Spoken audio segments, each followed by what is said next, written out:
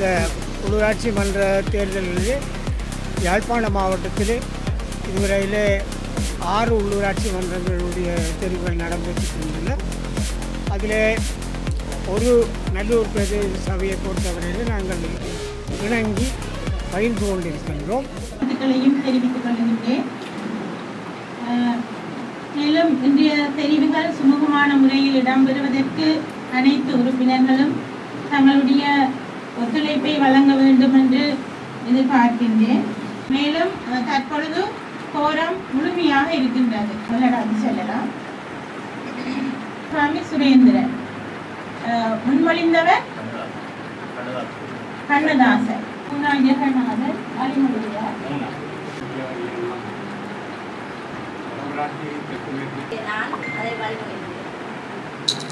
சுகந்தி. 2 பேருடைய பெயர்கள் தவிசாளராக தேர்வுக்காக முன்வைக்கப்பட்டிருக்கின்றன. அந்த வகையிலே இந்த 2 பேரையும் பகிரங்க வாக்கெடுப்பின் மூலம் தெரிவு செய்வதா அல்லது ரகசிய வாக்கெடுப்பின் மூலம் தெரிவு செய்வதா என்பது தொடர்பான உறுப்பினர்களுடைய கருத்து கணிப்பு இடம்பெறும். ரகசியம். சந்திரகுமார் கணேசரூபன், ரகசியம். 17 உறுப்பினர்கள் ரகசிய வாக்கெடுப்புக்கும் வாக்களித்திருக்கிறார்கள். அந்த வகையிலே இன்றைய தினம் ரகசிய வாக்கெடுப்பு இடம்பெற இருக்கிறது. வெளியிடப்பு செய்தி பேர் என்ன? உங்களோட சுமன்.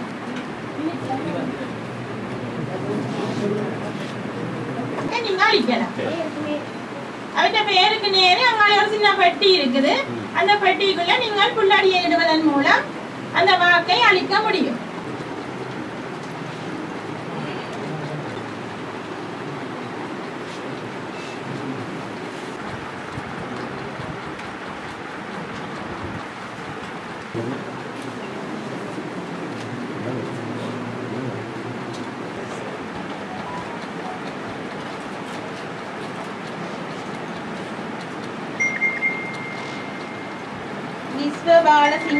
இந்த உள்ளூராட்சி மன்ற தேர்தலிலே யாழ்ப்பாண மாவட்டத்தில் இதுவரையிலே 6 உள்ளூராட்சி மன்றங்களுடைய தேர்வுகள் நடைபெற்றிருக்கின்றன.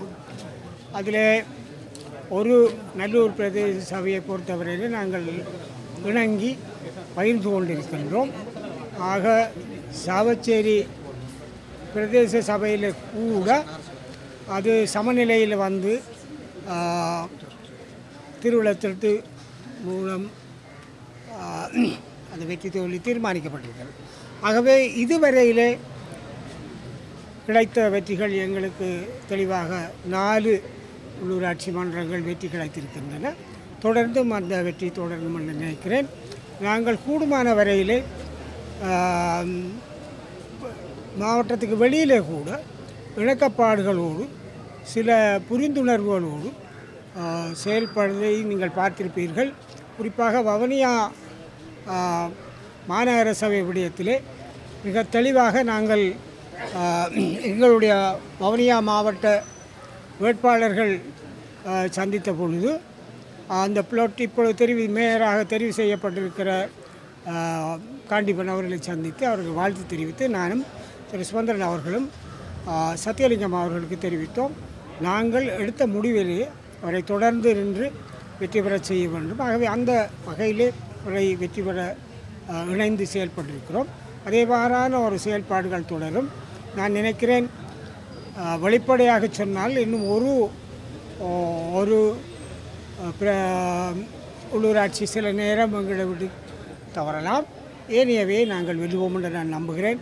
ஆகவே இந்த வகையிலே எங்களுக்கு எங்களுடைய உறுப்பினர்களை அந்தந்த உள்ளூராட்சி அமையிலே தெரிவு செய்த மக்களுக்கும் குறிப்பாக கரவட்டி பிரதேச சபையிலே வாக்களித்து உறுப்பினர்களை தெரிவு செய்த மக்களுக்கும் இப்பொழுது இந்த எங்களுடைய தவிசாளர் தெரிவிலே தவிசாளருக்கு ஆதரவாக வாக்களித்த அனைவருக்கும் நன்றி கூற கடமைப்பட்டிருக்கிறேன். எல்லோருக்கும் நன்றி.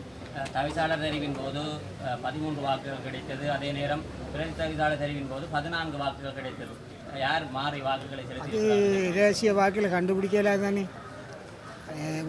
ஊகத்தில் பதில் சொன்னால் யாரையோ நோக பண்ணுவேன். அது செய்கிறது சரியில்லை. இல்லை அது ஊராத்துறையை பற்றி இப்போ கதைக்கல. கடைசியாக தான் வரும், 30ஆம் தேதி வரும். இப்போ ஏன் முக்கிய தக்குவான் ஆறுதலாக பார்ப்போம்.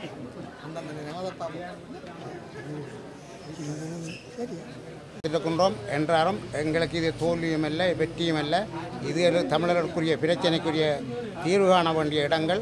அதனால் இது நாங்கள் வெற்றிய தோல்வியில் பார்க்க இல்லை. ஆனால் எதிர்காலத்தில் நாங்கள் இந்த பிரதேச சபையின் நிர்வாகத்துக்குட்பட்ட இடங்களில் உள்ள அபிவிருத்திகளில் கவனமாக செலுத்துவதற்கு அவதானித்து கொண்டிருக்கின்றோம். தொடர்ந்து இந்த அபிவிருத்தி மட்டுமல்ல, எல்லா விஷயத்திலும் அவதானமாக தான் நிற்போம். அதை மட்டும்தான் குறிப்பாக சொல்ல முடியும். அதனாலே உங்களுக்கு எல்லாம் தெரியும் தானே.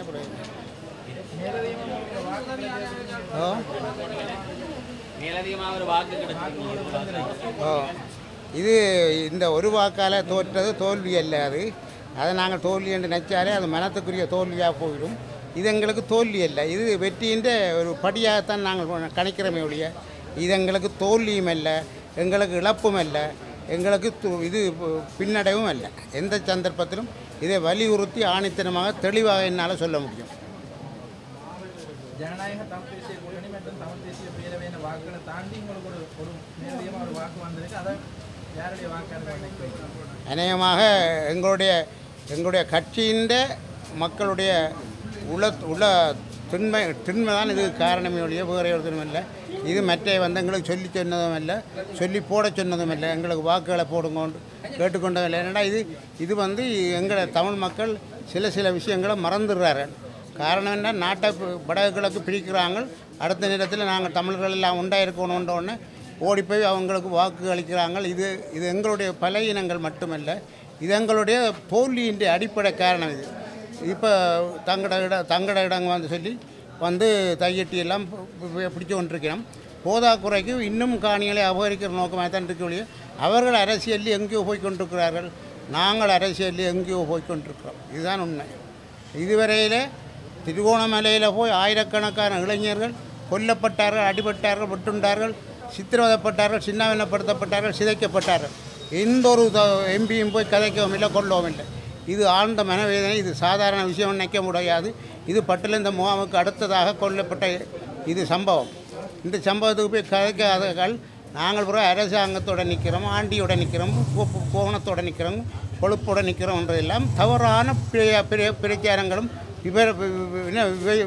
விவரங்களும். இதில் நாங்கள் சொல்லி நாங்கள் எங்களுக்கு ஆறுதலோ தேர்தலோ சொல்ல தேவையில்லை. அதனால் இன்னும் கணக்க சொல்ல கிடக்கு, சொல்ல முடியாத இடத்துல. அதனால் அதாவது நீங்கள் கேட்ட கேள்விக்கமைய இந்த தேர்தல், அதாவது ரகசிய வாக்கெடுப்பு ஆரம்பமாக நடக்க அதில் நிச்சயமாக தமிழரசு கட்சியின் ஒரு உறுப்பினர்கிட்ட வாக்குத்தான் விழுந்திருக்கும்.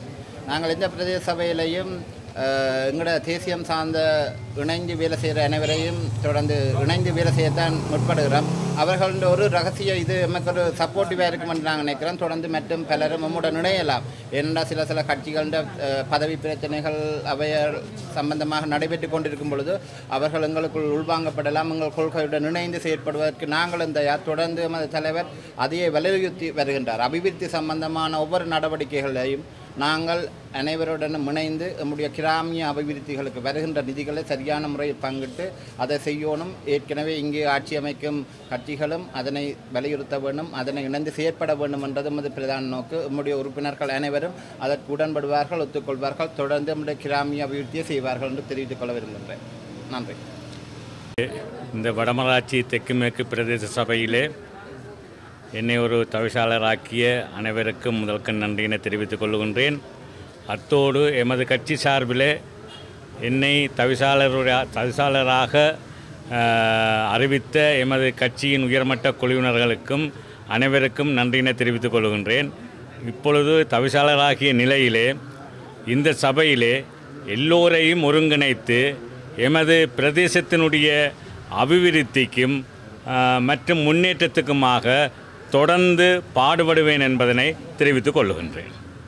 என்னை இந்த இடத்துக்கு கொண்டு வந்து விட்டிருக்கின்ற இலங்கை தமிழரசு கட்சிக்கு நான் முதல்ல நன்றியை தெரிவித்துக் கொள்கிறேன். அத்துடன் எனக்காக வாக்களித்த எனது வட்டார மக்களுக்கும் எனக்கு ஆதரவாக இருந்த கட்சிக்கும் நான் மனதான நன்றியை தெரிவித்துக் கொள்கிறேன். நன்றி.